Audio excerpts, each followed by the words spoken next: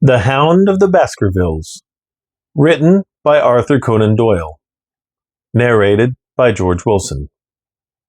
Chapter 1. Mr. Sherlock Holmes. Mr. Sherlock Holmes, who was usually very late in the mornings, save upon those not infrequent occasions when he was up all night, was seated at the breakfast table. I stood upon the hearthrug and picked up the stick which our visitor had left behind him the night before.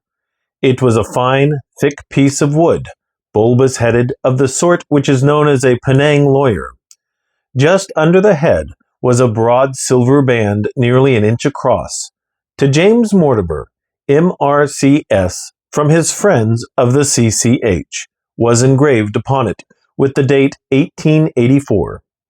It was just such a stick as the old-fashioned family practitioner used to carry, dignified, solid, and reassuring. "Well, Watson, what do you make of it?"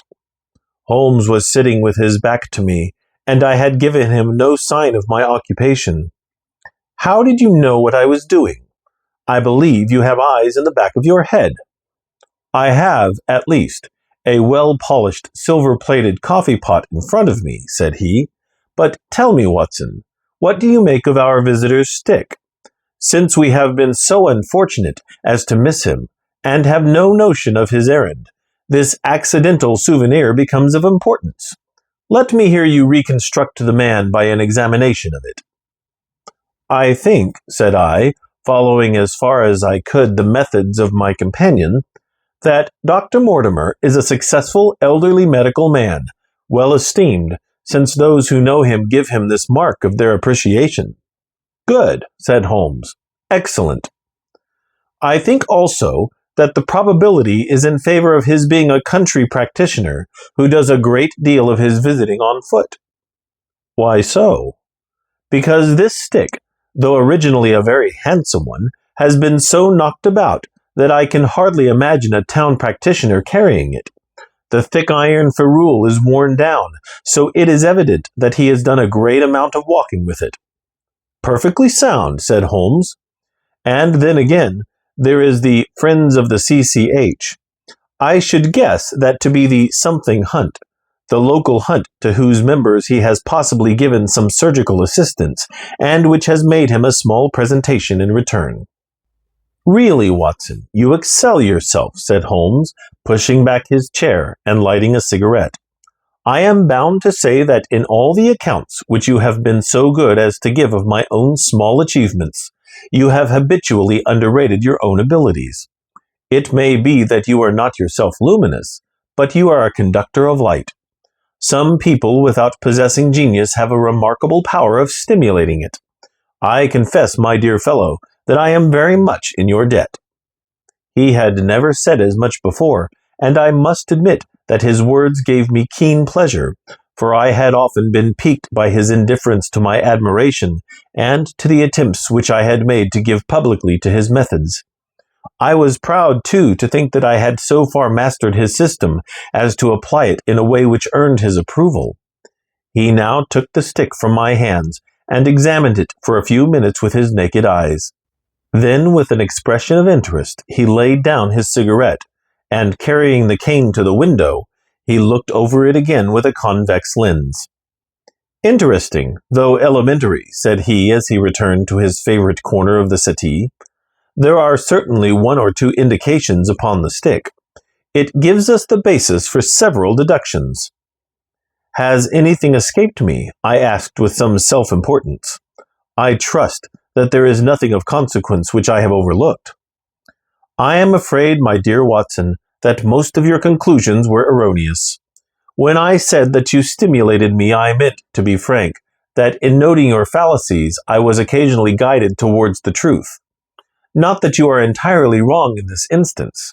The man is certainly a country practitioner, and he walks a good deal." "Then I was right." "To that extent." But that was all. No, my dear Watson, not all. By no means all.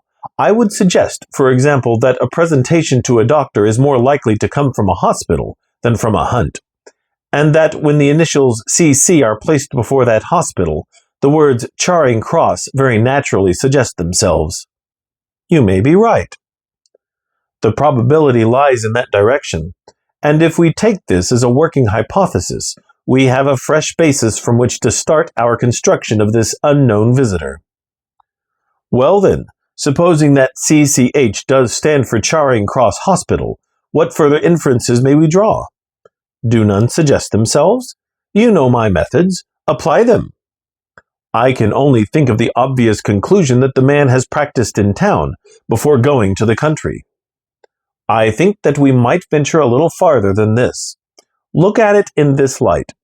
On what occasion would it be most probable that such a presentation would be made? When would his friends unite to give him a pledge of their goodwill?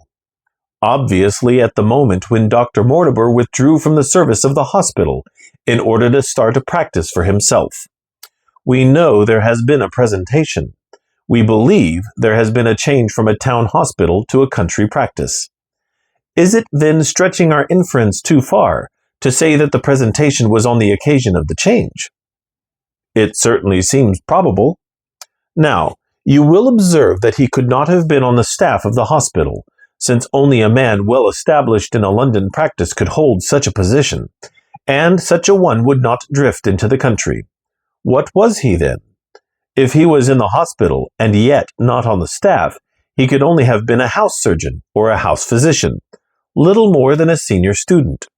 And he left 5 years ago. The date is on the stick. So your grave, middle-aged family practitioner vanishes into thin air, my dear Watson, and there emerges a young fellow under 30, amiable, unambitious, absent-minded, and the possessor of a favorite dog, which I should describe roughly as being larger than a terrier and smaller than a mastiff. I laughed incredulously as Sherlock Holmes leaned back in his settee and blew little wavering rings of smoke up to the ceiling.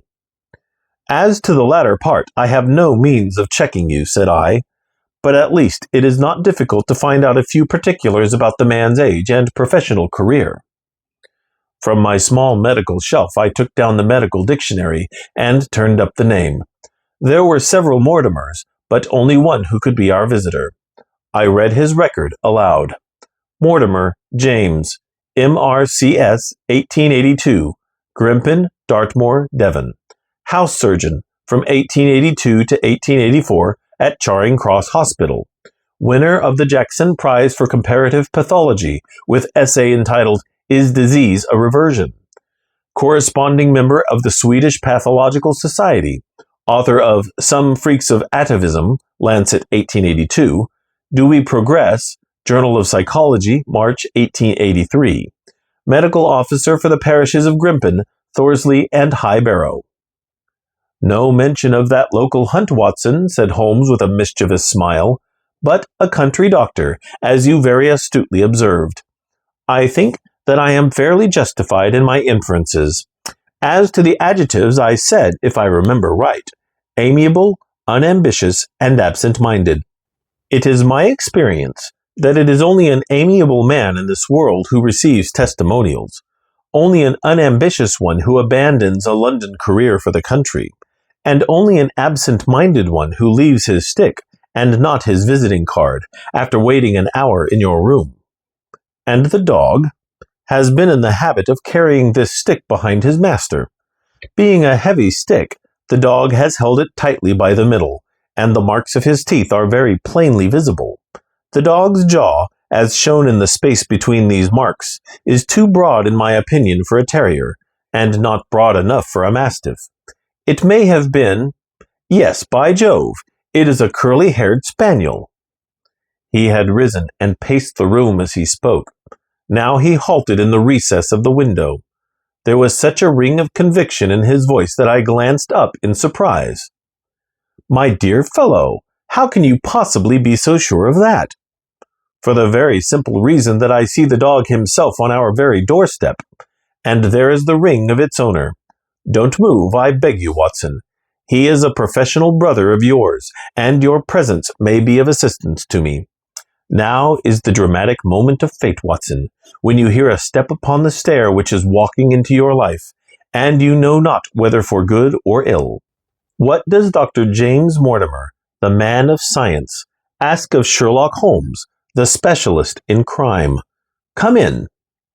The appearance of our visitor was a surprise to me, since I had expected a typical country practitioner.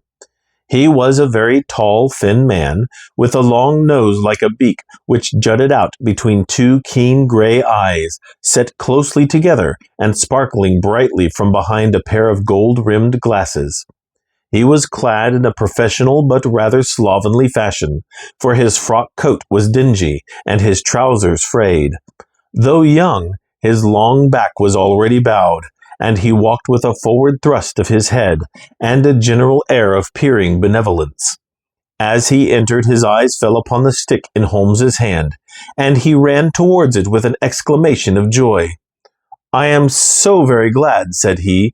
"I was not sure whether I had left it here or in the shipping office. I would not lose that stick for the world." "A presentation, I see," said Holmes. "Yes, sir." "From Charing Cross Hospital?" "From one or two friends there on the occasion of my marriage." "Dear, dear, that's bad," said Holmes, shaking his head. Dr. Mortimer blinked through his glasses in mild astonishment. "Why was it bad?" "Only that you have disarranged our little deductions. Your marriage, you say?" "Yes, sir, I married, and so left the hospital, and with it all hopes of a consulting practice. It was necessary to make a home of my own." "Come, come, we are not so far wrong after all," said Holmes. "And now, Dr. James Mortimer." "Mr., sir, Mr. A humble M.R.C.S." "And a man of precise mind, evidently." "A dabbler in science, Mr. Holmes, a picker-up of shells on the shores of the great unknown ocean. I presume that it is Mr. Sherlock Holmes who I am addressing, and not— No, this is my friend, Dr. Watson." "Glad to meet you, sir. I have heard your name mentioned in connection with that of your friend. You interest me very much, Mr. Holmes. I had hardly expected so dolichocephalic a skull, or such well-marked supraorbital development. Would you have any objection to my running my finger along your parietal fissure? A cast of your skull, sir, until the original is available, would be an ornament to any anthropological museum. It is not my intention to be fulsome, but I confess that I covet your skull." Sherlock Holmes waved our strange visitor into a chair. "You are an enthusiast in your line of thought, I perceive, sir, as I am in mine," said he. "I observe from your forefinger that you make your own cigarettes. Have no hesitation in lighting one." The man drew out paper and tobacco, and twirled the one up in the other with surprising dexterity.